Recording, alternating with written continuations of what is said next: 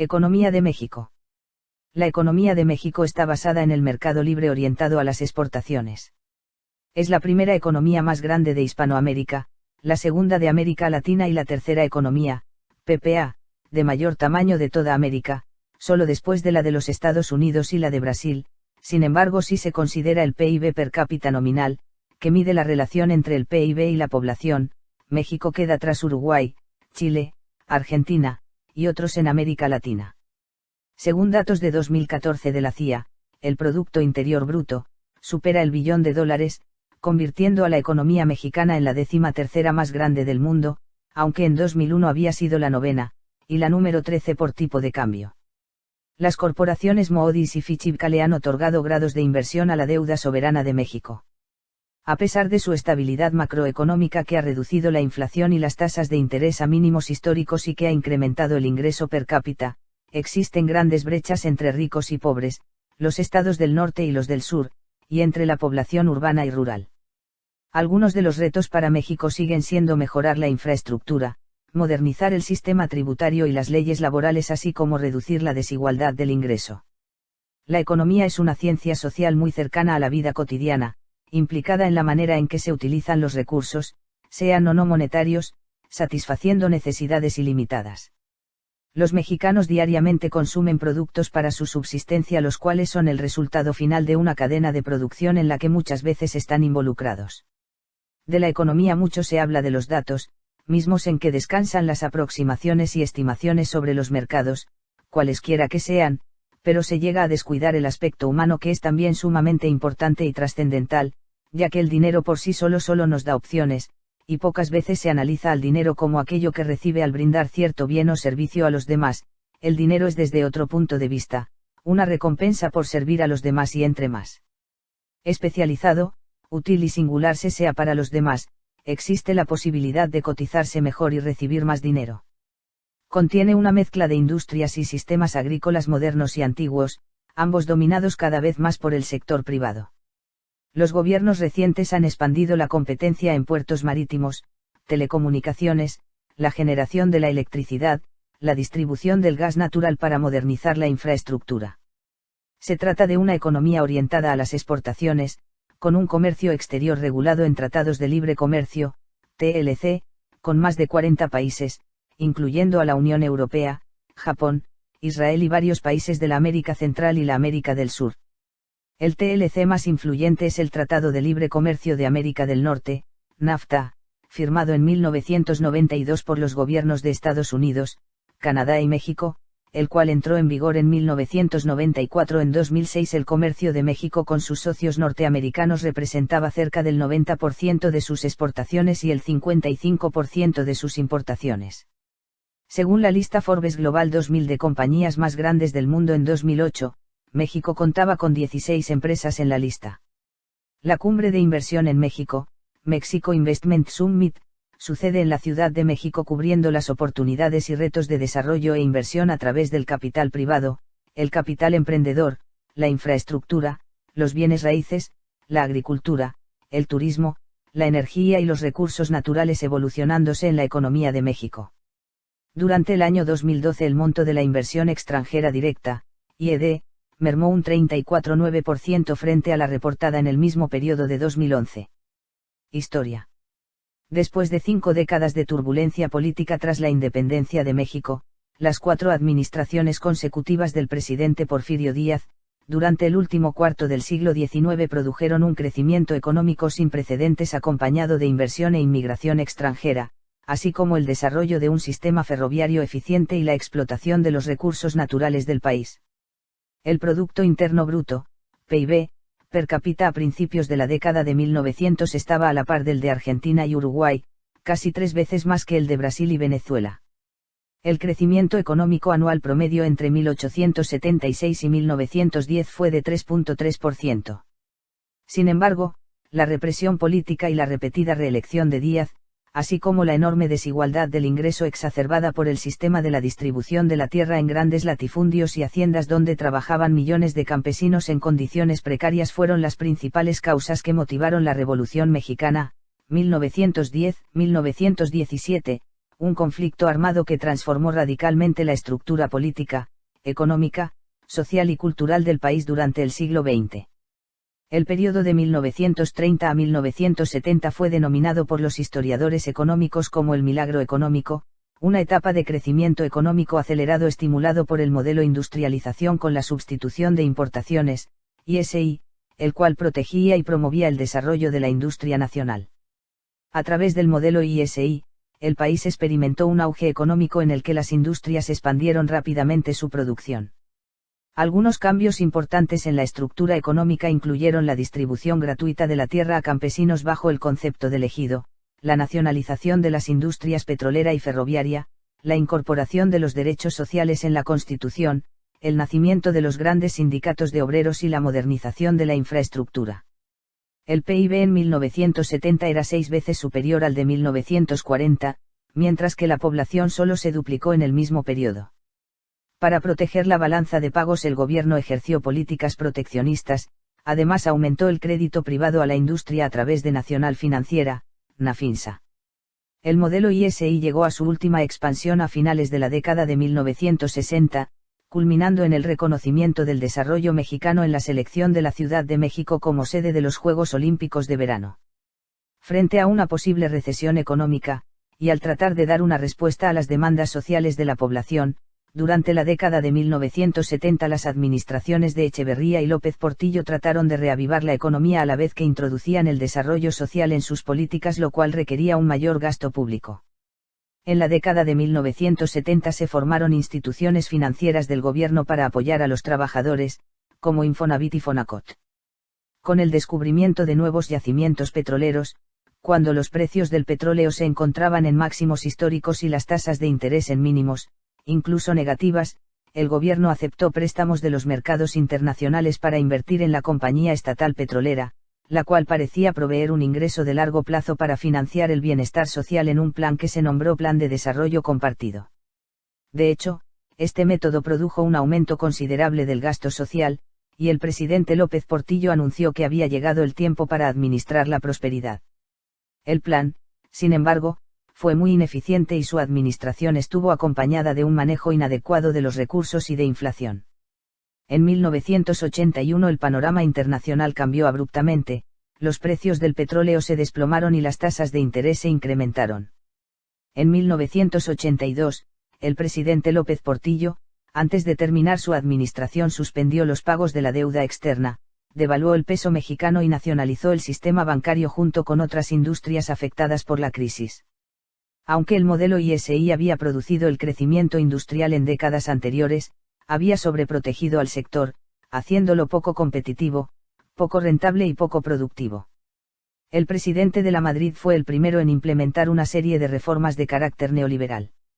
Después de la crisis de 1982, pocas organizaciones internacionales estaban dispuestas a conceder préstamos a México, de modo que para mantener el balance de cuenta corriente ajustado, el gobierno recurrió a continuas devaluaciones, lo cual produjo altos índices de inflación, que llegaron hasta el 159,7% anual en 1987. Algunos efectos de las políticas de su administración fueron un incremento en el déficit público y el crédito interno. El primer paso hacia la liberalización del comercio fue la admisión de México al GATT en 1986.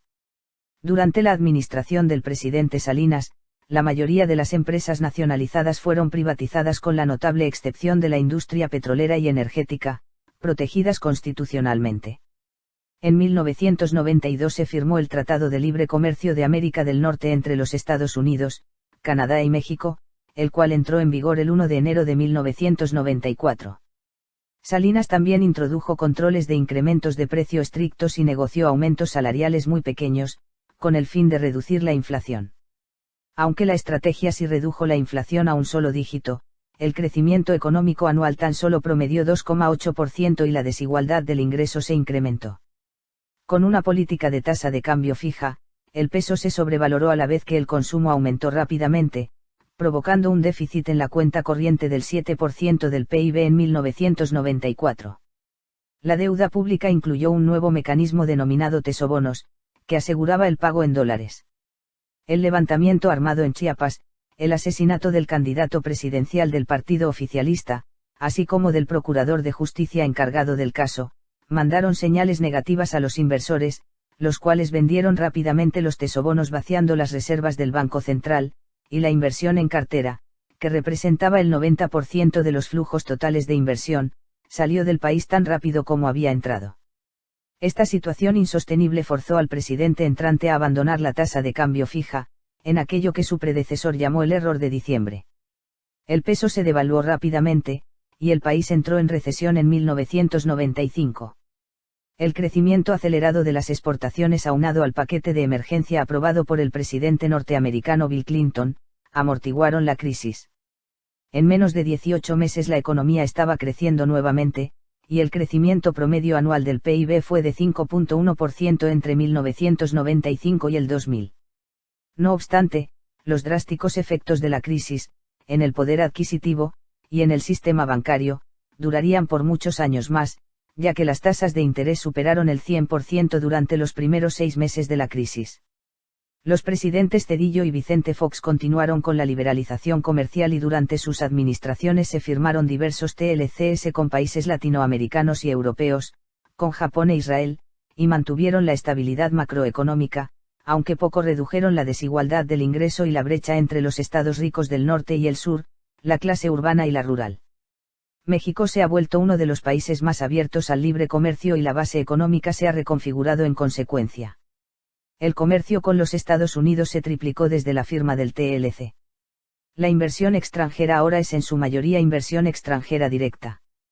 Debido a los continuos problemas financieros del gobierno no se puede subsidiar adecuadamente las universidades, o la investigación básica que proporcione el empleo completo para científicos e ingenieros mexicanos, y que en última instancia se mejore la economía nacional. El Colegio de la Frontera Norte en Tijuana hizo una evaluación que estimaba que más de 100,000 de los inmigrantes ilegales que entran a los Estados Unidos cada año tienen un grado universitario. Indicadores macroeconómicos, financieros y de bienestar. Indicadores básicos. En 2006, según datos del FMI, el Producto Interior Bruto de México en paridad de poder adquisitivo, PPA, se estimó en $1.072 billones y en $840,012 millones en tasas de cambio nominal, siendo la segunda economía más grande de América Latina. En tanto que el PIB per cápita en PPA fue de $11,24,940 y de $806,641 en valores nominales. Desde 2002 hasta 2005 inclusive, el PIB per cápita mexicano en valores nominales fue el más elevado de América Latina.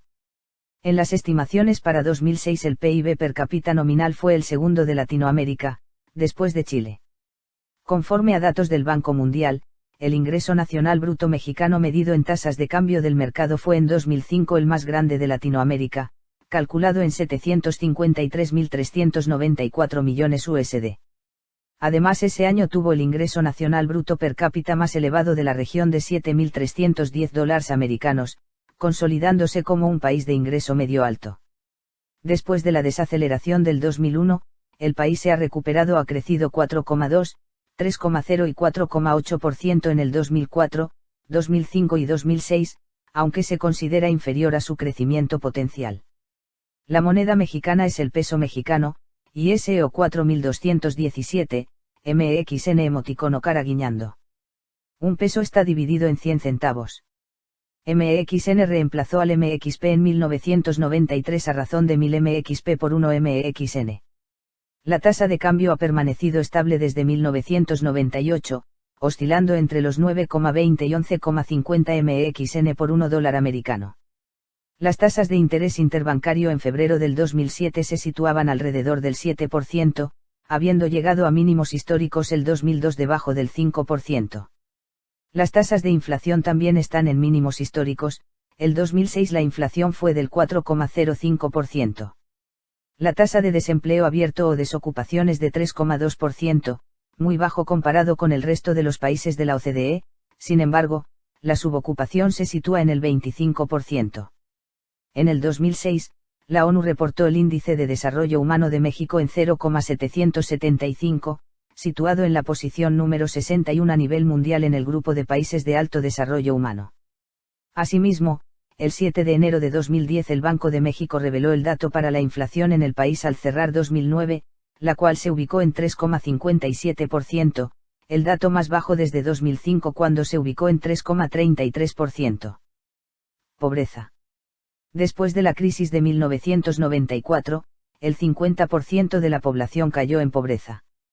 Un crecimiento rápido de las exportaciones propiciado por el NAFTA y otros acuerdos comerciales, así como la reestructuración de las finanzas macroeconómicas iniciadas durante la administración de Zedillo y conservadas durante la administración de Fox, tuvieron resultados significativos en la reducción de la tasa de pobreza.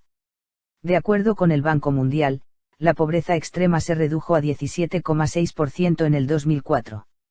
La mayor parte de esta reducción se logró en las comunidades rurales donde la tasa de pobreza extrema se redujo de 42% al 27,9% entre el 2000 y el 2004, ya que la pobreza urbana se estancó en 11%. A partir del 2004 la pobreza nuevamente se incrementó. Para el 2011 el 36,3% de los mexicanos vivían en pobreza, casi 7 puntos porcentuales más respecto al 29,4% de la población latinoamericana. A su vez la indigencia representó 13,3% de la población total, más de 40 millones de mexicanos viven bajo la línea de pobreza y más de 14 millones bajo la línea de indigencia. En el 2015 la economía mexicana ha tenido un bajo desempeño, principalmente en el sector comercial y de servicios, de acuerdo con informes de la Comisión Económica para la Región, CEPAL. México fue uno de los 3 únicos países con el porcentaje más bajo en torno a la disminución de la pobreza de América Latina y el Caribe. De acuerdo con el informe Panorama Social de América Latina 2014, la cifra de pobreza del año anterior se traduce en 167 millones de personas que viven en esta condición, lo que significa 5 millones de pobres más que en el 2012. Honduras y El Salvador registraron la misma tasa de reducción de la pobreza multidimensional, integrada por aspectos monetarios y no monetarios del bienestar, dijo la secretaria general de la CEPAL, Alicia Bárcena. Remesas. Las remesas, contribuciones enviadas por los mexicanos que trabajan en el extranjero, la mayoría en los Estados Unidos, a sus familias en México son una fuente substancial y creciente de la economía mexicana, estimadas en 18.000 millones de USD en el 2005, siendo así el tercer país que más remesas percibe, tan solo superado por India y China. En el 2004 ya se habían convertido en la segunda fuente de ingreso extranjero después de las ventas de exportaciones de petróleo, equivalentes a la misma cantidad que entró de inversión extranjera directa, IED, y superior a los ingresos derivados del turismo, representando el 2,5% del PIB nacional. El crecimiento de las remesas ha sido acelerado, se han duplicado desde 1997. Se registraron más de 41 millones de transacciones de remesas el 2003, de las cuales el 86% se hicieron de manera electrónica. Se estima que la mitad o más de los inmigrantes mexicanos a los Estados Unidos no son legales, y no tienen acceso a los canales formales de transferencia usualmente bloqueados para los inmigrantes ilegales ya que no cuentan con documentos de identificación aprobados. El gobierno mexicano, consciente de la rentabilidad económica de los trabajadores inmigrantes, creó la matrícula consular de alta seguridad, MCAS, un documento de identidad que emiten los consulados mexicanos. Este documento ya se acepta como carnet de identificación en 32 estados norteamericanos, y en miles de agencias policíacas, cientos de ciudades y condados, así como por varias instituciones bancarias. Los principales estados receptores de remesas en el 2004 fueron Michoacán, Guanajuato, Jalisco, México y Puebla, los cuales capturaron en conjunto el 45% del total de las remesas de ese año. Diversos gobiernos estatales, con el apoyo del gobierno federal, han implementado programas que utilizan parte de las remesas que contribuyen voluntariamente las familias receptoras para financiar obras públicas. Este programa, denominado 2x1, está diseñado para que por cada peso que contribuyan voluntariamente las familias de los migrantes, el Estado y el gobierno federal ponen 2 pesos para la construcción de infraestructura en sus comunidades. En 2011 México fue uno de los principales destinos junto con Colombia y los países Centroamérica.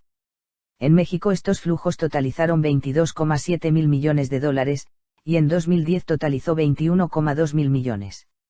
Economías regionales. La disparidad regional y la distribución de la riqueza continúan siendo un problema grave en México. Aunque todos los estados de la Federación tienen un IDH superior al 0,70, desarrollo medio y alto, los estados del norte, centrales y del sureste tienen niveles de desarrollo superior a los estados del sur. Chihuahua, Jalisco, Querétaro, Colima, Coahuila, Nuevo León, y el Distrito Federal tienen niveles de IDH similares al de países europeos, mientras que Oaxaca y Chiapas, a los de Burundi o Kenia. Tal como se observa en el mapa contiguo, la mayoría de las entidades federativas con desarrollo alto, superior al 0,80, se encuentran en la región norte, además de Jalisco, Aguascalientes, el Distrito Federal, Querétaro y los estados orientales de Quintana Roo y Campeche. Los estados menos desarrollados, con niveles de desarrollo medio, mayor al 0,70, se encuentran en la costa del Pacífico Sur, con excepción de Veracruz que se localiza en la costa del Golfo de México. A nivel nacional la desigualdad es aún mayor, la colonia del Valle o Polanco en el Distrito Federal, tienen un IDH similar al de Alemania, mientras que Metlatonoc en Guerrero, tiene un IDH similar al de República del Congo.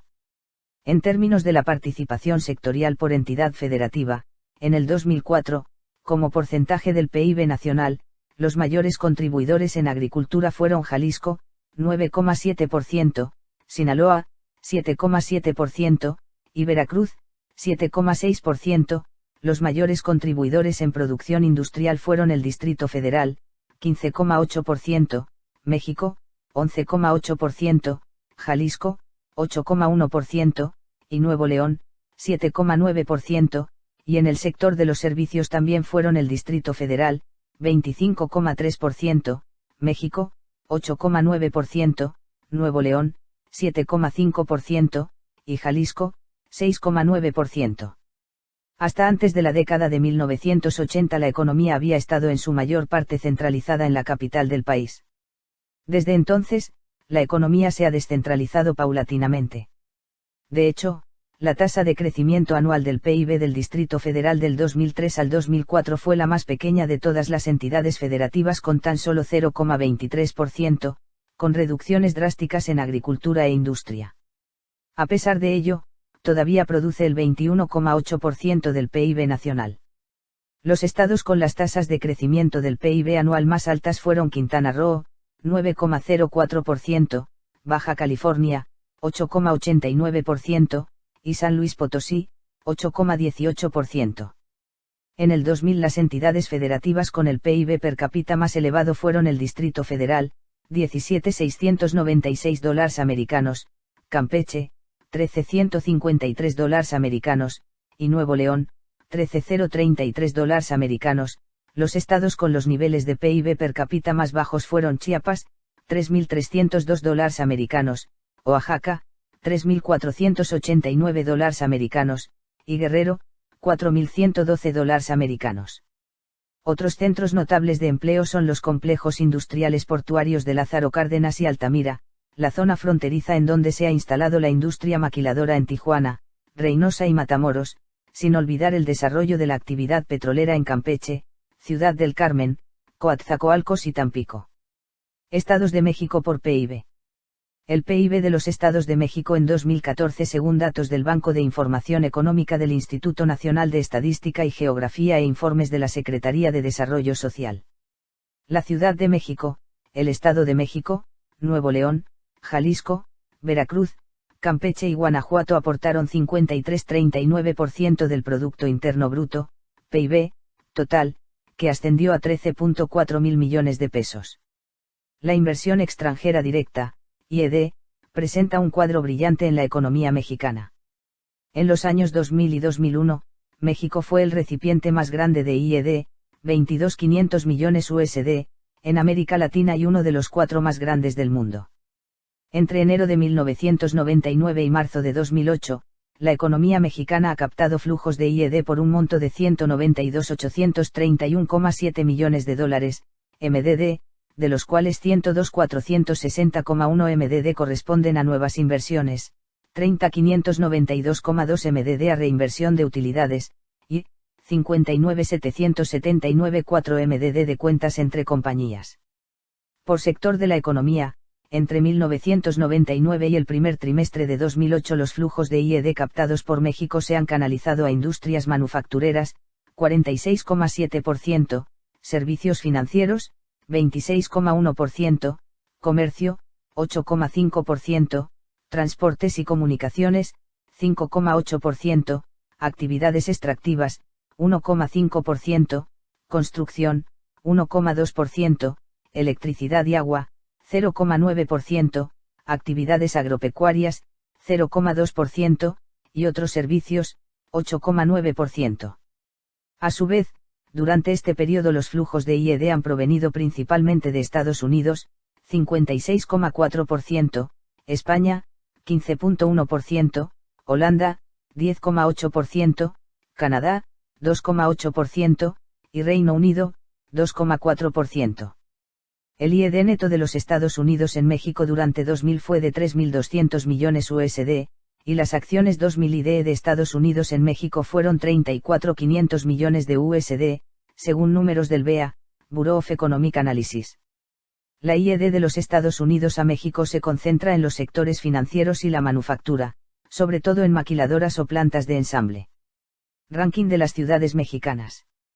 En cuanto al posicionamiento de las ciudades en la economía nacional destacan la Ciudad de México, catalogada como la octava ciudad más rica del mundo 65 dentro del ranking de las ciudades americanas del futuro 2011-12, apartado América Latina, estudio realizado por la revista FDI Magazine, se encuentra la ciudad de Monterrey en la tercera posición y la ciudad de Guadalajara en la sexta posición. En el mismo estudio la ciudad de Querétaro fue la cuarta posición en Latinoamérica en potencial económico para ciudades grandes. Guadalajara también tuvo la distinción de ciudad financiera de Latinoamérica en el 2007. La ciudad de Tijuana cuenta con uno de los más altos ingresos de moneda extranjera en el país, y es la sexta ciudad más poblada de México, al conservar la frontera más grande y concurrida del mundo, cita requerida, y estar dotada de grandes entradas de divisas gracias a los miles de turistas extranjeros que diariamente cruzan la frontera, es dueña de los más altos índices de capital de importaciones. Querétaro se posicionó en el 13º lugar del ranking para el año 2006 a nivel Latinoamérica, mientras que Puebla figuró en el 18º, ciudades que figuraban en el 4º y 5º lugar a nivel nacional respectivamente. Componentes de la economía.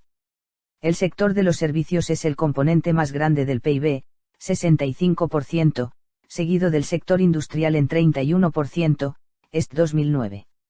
El sector agrícola solo representa el 4% del PIB. La fuerza laboral se ha estimado en 47 millones, est 2009, 69 de personas de los cuales el 13,7% está empleada en la agricultura, el 23,4% en la industria y el 62,9% en el sector de los servicios, 2005. Producción agropecuaria. Después de la Revolución Mexicana, 1910-1917, se implementó en México una reforma agraria basada en el artículo 27 de la Constitución que incluía la transferencia o distribución gratuita de tierra a los campesinos bajo el concepto de ejido. Este programa se expandió durante la administración de Lázaro Cárdenas durante la década de 1930 y continuó hasta la década de 1960. Esta reforma agraria corporativa, que les garantizaba un medio de subsistencia a los campesinos, también causó la fragmentación de la tierra y falta de inversión en capital, dado que la tierra comunal no podía ser usada como aval. Para incrementar la productividad rural y los estándares de vida, este artículo constitucional sería enmendado en 1992 para permitir la transferencia de los derechos de propiedad de las tierras comunales a los campesinos que las cultivaban. Con la posibilidad de rentar o vender la tierra se abrió una puerta para la posibilidad de la creación de grandes granjas que pudieran aprovechar de las ventajas de la economía de escala. Hoy en día existen granjas altamente mecanizadas en los estados nordoccidentales, principalmente en Sinaloa, considerado el granero de México. Sin embargo, la privatización de los ejidos aún se ha llevado a cabo de manera muy lenta en los estados del centro y del sur, donde se necesita mayor ayuda económica para la compra de maquinaria. Hasta la década de 1990 el gobierno estimulaba la producción de granos básicos, principalmente el maíz y los frijoles, estableciendo precios fijos y controlando la importación a través de la Compañía Nacional de Subsistencias Populares, CONASUPO. Con la liberalización del comercio, CONASUPO fue eliminada gradualmente a la vez que dos nuevos mecanismos fueron implementados, Procampo y Alianza para el Campo. Alianza para el Campo es un sistema de transferencia de ingresos a los campesinos e incentivos para la mecanización y la instalación de sistemas avanzados de riego. Procampo es un subsidio a los campesinos basado en el número de hectáreas de siembra, del cual dependen aproximadamente 3,5 millones de campesinos en el país, es decir, el 64% de todos los agricultores. El subsidio se incrementó considerablemente durante la administración de Fox, principalmente para ayudar a los productores de maíz blanco y reducir las importaciones de los Estados Unidos. Este programa fue relativamente exitoso, ya que en el 2004 solo 15% de todas las importaciones del maíz fueron de maíz blanco, el que se utiliza para consumo humano y el que más se produce en México, mientras que el resto fue de maíz amarillo, el que se utiliza para alimentar ganado que casi no se produce en México. La agricultura, como porcentaje del PIB, ha decrecido constantemente y juega un papel cada vez menor en la economía. El 2009, la agricultura representó tan solo el 4% del PIB, mientras que en 1980 era el 7%, y en 1970 el 25%. Sin embargo, por la estructura de los ejidos, la agricultura aún emplea un porcentaje alto de la fuerza laboral, 13,7% el 2005, la mayoría de los cuales cultivan para subsistencia, mientras que en las naciones industrializadas el porcentaje de fuerza laboral en la agricultura es del 2,5%, la cual es altamente mecanizada. A pesar de que es un elemento básico en la dieta de los mexicanos, el maíz no es el producto en el que México tiene ventaja comparativa, sino en la horticultura y en la producción de frutas tropicales y verduras. Durante las negociaciones del NAFTA se esperaba que a través de la liberalización y la mecanización de la agricultura, 2/3 partes de los de maíz se incorporarían de forma natural a la producción de la horticultura y de otros cultivos intensos en mano de obra como las frutas, vegetales, nueces, café y la caña de azúcar, o al sector industrial. Sin embargo, aunque la horticultura ha crecido exponencialmente desde que entró en vigor el NAFTA, no ha absorbido a los trabajadores desplazados de la producción de maíz, que se estima fueron 600,000. Incluso, la producción de maíz ha permanecido constante, en 20 productores millones de toneladas métricas anuales, y no ha decrecido, probablemente como resultado del incremento de los subsidios a los agricultores, o a que los negociadores minimizaron la importancia de una tradición milenaria en México. No solo se ha cultivado el maíz en México por milenios, sino que este se originó en su territorio en tiempos prehispánicos. Hoy en día, México aún es el cuarto productor mundial de maíz del mundo. A causa de los elevados requisitos de componentes del continente norteamericano en la industria automotriz, según las estipulaciones del NAFTA, muchas industrias de autopartes y logística se han instalado en México. Tan solo en Puebla, 70 compañías de autopartes operan en el corredor industrial cercano a Volkswagen, el único productor del New Beetle en el mundo. Otras industrias importantes de México son Cemex, el tercer conglomerado de cemento más grande del mundo, las industrias de las bebidas, que incluyen al Grupo Modelo, y el conglomerado FEMSA, la segunda embotelladora de Coca-Cola más grande del mundo, la compañía Gruma, el productor de harina y tortilla más grande del mundo con operaciones en China, y otras como Bimbo, Telmex y Televisa. La industria maquiladora se ha convertido en el sector industrial más conocido del comercio de México. La industria maquiladora se ha beneficiado también del NAFTA, ya que el salario real del sector se incrementó 15,5% desde 1994, aunque el salario real del resto de las industrias no maquiladoras ha crecido con mayor rapidez.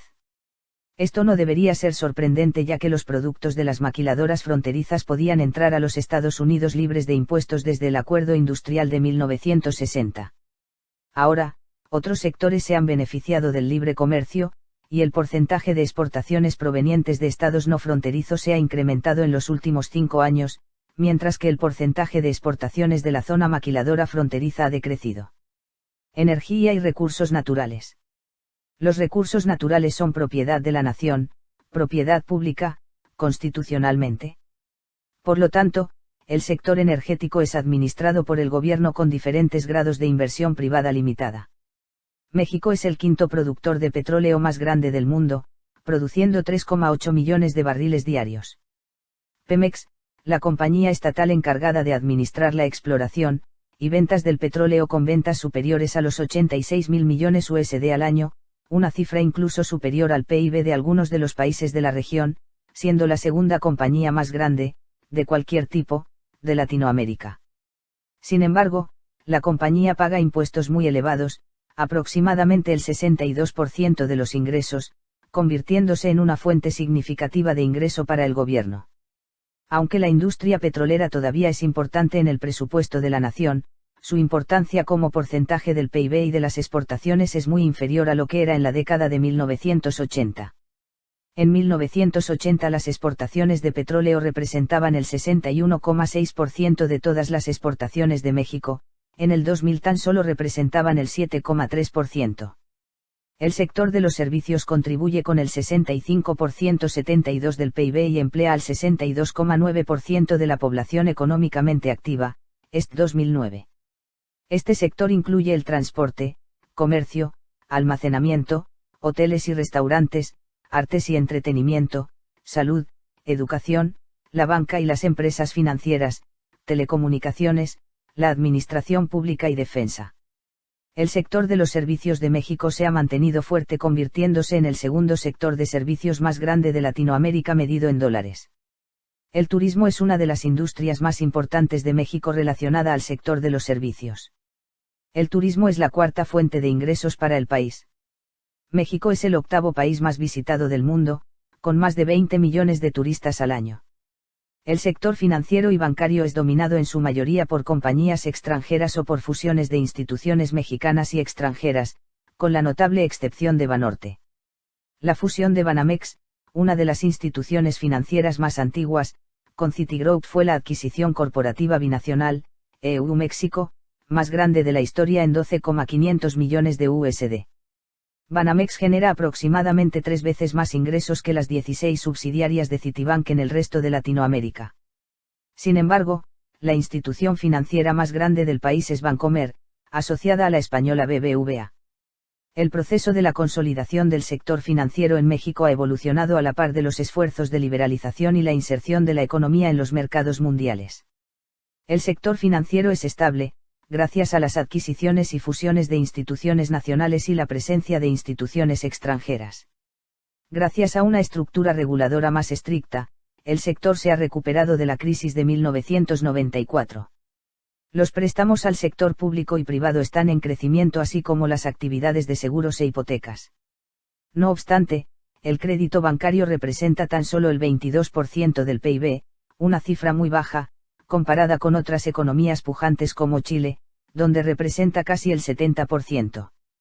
Los créditos agrícolas han caído 45,5% en los últimos 6 años, 2001-2007, y solo representan el 1% de los préstamos bancarios, una cifra insuficiente para el desarrollo del sector en México.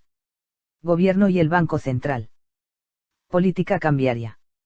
Desde 1994 México adoptó un régimen de libre flotación del peso mexicano.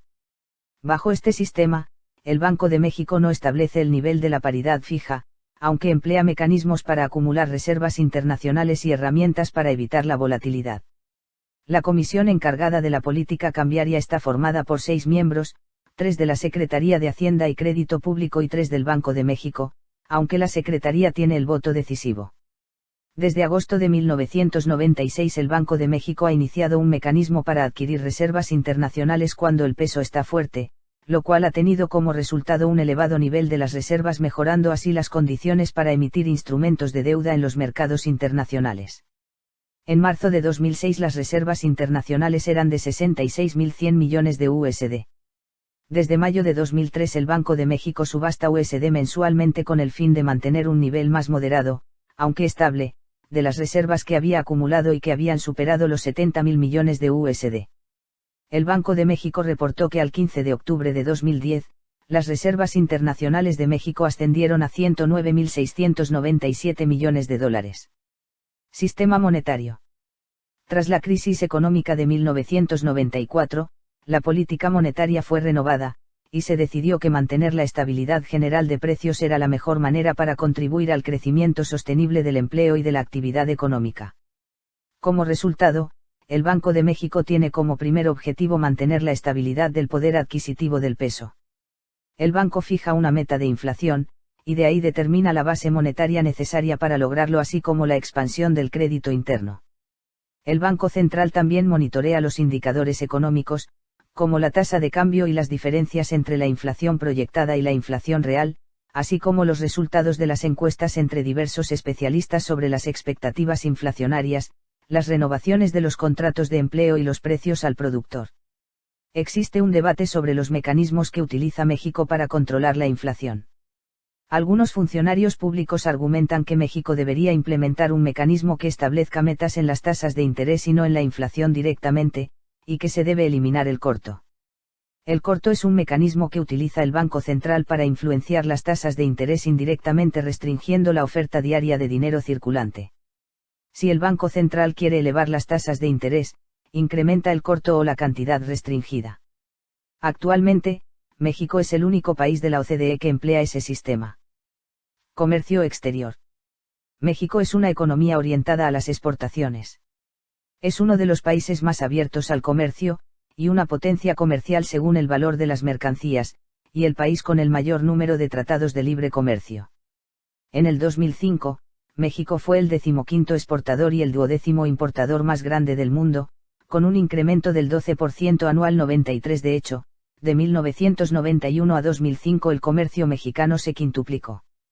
En el 2012 México exportó a Estados Unidos 66.708 millones de USD, lo que significó una caída de 3,7% respecto al 2011. El comercio mexicano está integrado con el de sus socios norteamericanos, casi el 90% de las exportaciones y el 55% de las importaciones se dirigen o provienen de los Estados Unidos y el Canadá. A pesar de eso, NAFTA no ha producido una simple relocalización del comercio. Aunque el comercio con los Estados Unidos se incrementó 183% de 1993 al 2002 y el de Canadá 165%, otros tratados comerciales han mostrado resultados aún más significativos. El comercio con Chile creció 285%, aunque se ha acrecentado la brecha a casi 2-1 a favor de Chile, el único país de Latinoamérica con el que México tiene una balanza comercial negativa, con Costa Rica 528%, con Honduras, 420% 35% y con la Unión Europea 105% en el mismo periodo. México es miembro observador del Mercosur y ha mostrado su interés en ser miembro asociado del organismo, iniciando negociaciones para establecer un TLC con Brasil, Argentina y Paraguay. Hasta 2007 existían negociaciones para un TLC con Corea del Sur, Singapur y Perú. Recientemente República Dominicana ha expresado su intención de firmar un tratado de libre comercio con México. 98 El Parlamento australiano ha mostrado interés en un TLC con México. Asimismo México es miembro del bloque comercial Alianza del Pacífico. TLCAN. El Tratado de Libre Comercio de América del Norte, TLCAN, o más conocido internacionalmente como NAFTA por sus siglas en inglés, es el acuerdo más importante que México ha firmado en términos de la magnitud del comercio recíproco así como por su alcance. A diferencia del resto de los TLC que México ha firmado, el TLCAN es mucho más extenso en ámbito siendo complementado por el Acuerdo de Cooperación Ambiental de América del Norte, NAC, y el Acuerdo de Cooperación Laboral de América del Norte, NALC. Emblema del TLCAN, una fusión entre las tres banderas de los países miembros. El NAC establece estándares ambientales unificados para los tres países del NAFTA, para evitar que las compañías se mudaran al país que tuviese las regulaciones ambientales más relajadas. El NAC, además, estableció tres organismos: la Comisión para la Cooperación Ambiental de América del Norte, NACEC, un mecanismo para discutir sobre temas ambientales trinacionales, el Banco de Desarrollo Norteamericano, NADB, el cual financia los proyectos para la reducción de la contaminación industrial, y la Comisión para la Cooperación Ambiental Fronteriza, BEC. Las dos últimas han financiado 36 proyectos en México relacionados con la contaminación del agua en las regiones fronterizas. Ya que el NAFTA fue complementado con el NAC, es considerado el tratado de libre comercio más verde, aunque siendo pionero en este rubro, no existen parámetros fijos de comparación. El NALC creó un fundamento de cooperación entre los tres países para la resolución de problemas laborales y entre los sindicatos y las organizaciones sociales para mejorar las condiciones laborales. Aunque la mayoría de los economistas argumentan que es difícil medir el impacto directo del NALC en México, la mayoría concuerda que ha logrado una convergencia en los estándares laborales de Norteamérica, pero, dadas sus limitaciones inherentes, no ha producido, ni fue diseñado para producir, una convergencia en tasas de desocupación, productividad ni mucho menos en salarios. Los beneficios generales del NAFTA han sido cuantificados por diversos economistas cuyos reportes se han publicado en diversas instituciones, como las lecciones del NAFTA para Latinoamérica y el Caribe, del Banco Mundial, el impacto del TLCAN en Norteamérica, y Evaluando el TLCAN, por el Instituto de Economía Internacional. Los tres estiman que el NAFTA ha sido positivo para México, cuyas tasas de pobreza han disminuido y cuyos salarios reales han aumentado, aún considerando la crisis económica de 1994. Sin embargo, todos concuerdan que no ha sido suficiente, o lo suficientemente rápido, para producir una convergencia económica, no ha reducido las tasas de pobreza de manera considerable, ni ha logrado que México experimente tasas de crecimiento elevadas. Algunos han sugerido que para beneficiarse realmente del NAFTA, México debe invertir más en educación e innovación, modernizar la infraestructura y la agricultura, así como el sistema tributario. De igual manera, debe seguir pugnando por una reducción de los elevados subsidios que sus socios norteamericanos destinan a la agricultura o elevar los subsidios nacionales a este rubro. El TLCAN es el bloque comercial más grande del mundo. En relación con la cantidad de comercio realizada entre los tres países, existen pocas disputas comerciales, o relativamente pequeñas en términos monetarios. Las disputas se resuelven en paneles diseñados por el NAFTA o en la OMC.